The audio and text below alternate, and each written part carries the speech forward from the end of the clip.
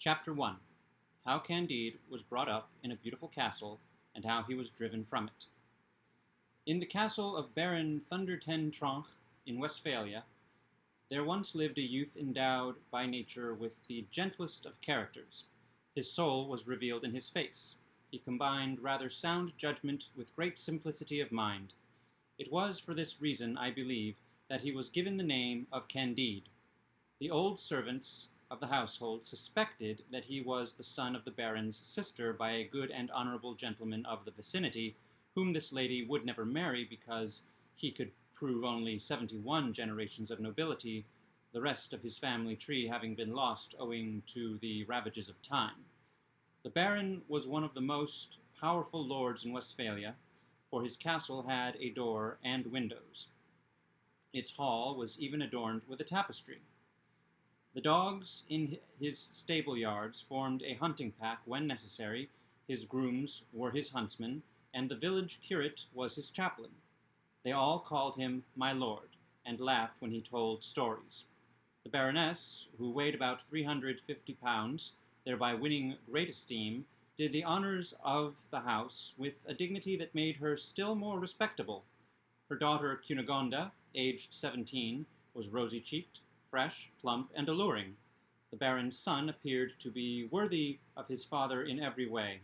The tutor Pangloss was the oracle of the household, and young Candide listened to his teachings with all the good faith of his age and character. Pangloss taught metaphysico-theologio-cosmonegology. He proved admirably that in this best of all possible worlds, his lordship's castle was the most beautiful of castles, and her ladyship the best of all possible baronesses. It is demonstrated, he said, that things cannot be otherwise, for since everything was made for a purpose, everything is necessarily for the best purpose. Note that noses were made to wear spectacles. We therefore have spectacles. Legs were clearly devised to wear breeches, and we have breeches. Stones were created to be hewn and made into castles.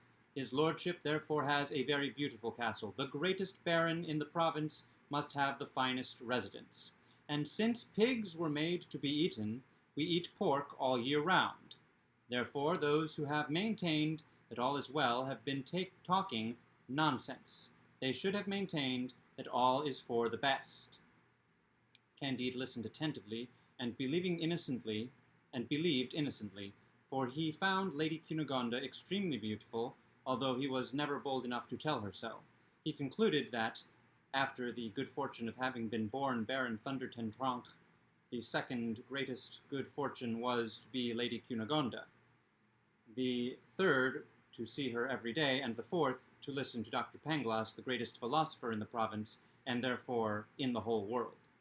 One day Cunegonde was walking near the castle in the little wood known as the park. She saw Dr. Pangloss in the bushes, giving a lesson in experimental physics to her mother's chambermaid, a very pretty and docile little brunette. Since Lady Cunegonde was deeply interested in the sciences, she breathlessly observed the repeated experiments that were performed before her eyes. She clearly saw the doctor's sufficient reason and the operation of cause and effect. She then returned home, agitated and thoughtful, reflecting that she might be young Candide's sufficient reason, and he hers. On her way back to the castle, she met Candide. She blushed, and so did he. She greeted him in a faltering voice, and he spoke to her without knowing what he was saying. The next day, as they were leaving the table after dinner, Cunegonde and Candide found themselves behind a screen. She dropped her handkerchief. He picked it up. She innocently took his hand, and he innocently kissed hers with extraordinary animation, ardor, and grace. Their lips met, their eyes flashed, their knees trembled, their hands wandered. Baron Thunder ten Tronckh happened to pass by the screen. Seeing this cause and effect, he drove Candide from the castle with vigorous kicks in the backside. Cunegonde fainted, the baroness slapped her as soon as she revived, and consternation reigned in the most beautiful and agreeable of all possible castles. Chapter 2. What happened to Candide among the burglars, the Bulgars? After being driven From his earthly paradise, Candide walked for a long time without knowing where he was going, weeping, raising his eyes to heaven, looking back often toward the most beautiful of castles, which contained the most beautiful of young baronesses. He lay down without eating supper between two furrows in an open field. It was snowing in large flakes. The next day, chilled to the bone, he dragged himself to the nearest town, whose name was Waldberghof Dickdorf. Penniless, dying of hunger and fatigue, he stopped sadly in front of an inn. Two men dressed in blue noticed him. "Comrade," said one of them, "there's a well-built young man who's just the right height." They went up to Candide and politely asked him to dine with them. "Gentlemen," said Candide with charming modesty, "I'm deeply honored, but I have no money to pay my share." "Ah, sir," said one of the men in blue, "people of your appearance and merit never pay anything. Aren't you 5 feet 5? "Yes, gentlemen, that's my height," he said, bowing. "Come, sir, sit down. We'll not only pay for your dinner, but we'll never let a man like you be short of money. Men were made only to help each other." "You're right," said Candide. "That's what Dr. Pangloss always told me, and I see that all is for the best." They begged him to accept a little money. He took it and offered to sign a note for it, but they would not let him. They all sat down to table. "Don't you dearly love—" "Oh, yes," answered Candide. "I dearly love Lady Cunegonde." "No," said one of the men. "We want to know if you dearly love the King of the Bulgars." "Not at all," said Candide, "because I've never seen him." "What? He's the most charming of kings, and we must drink to his health." "Oh, I'll be glad to, gentlemen." And he drank. "That's enough," he was told. "You're now the support, the upholder, the defender, and the hero of the Bulgars. Your fortune is made, and your glory is assured." They immediately put irons on his legs and took him to a regiment. He was taught to make right and left turns, raise and lower the ramrod, take aim, fire, and march double time, and he was beaten 30 times with a stick. The next day he performed his drills a little less badly and was given only 20 strokes. The following day he was given only 10, and his fellow soldiers regarded him as a prodigy. Candide, utterly bewildered, still could not make out very clearly how he was a hero. One fine spring day he decided to take a stroll.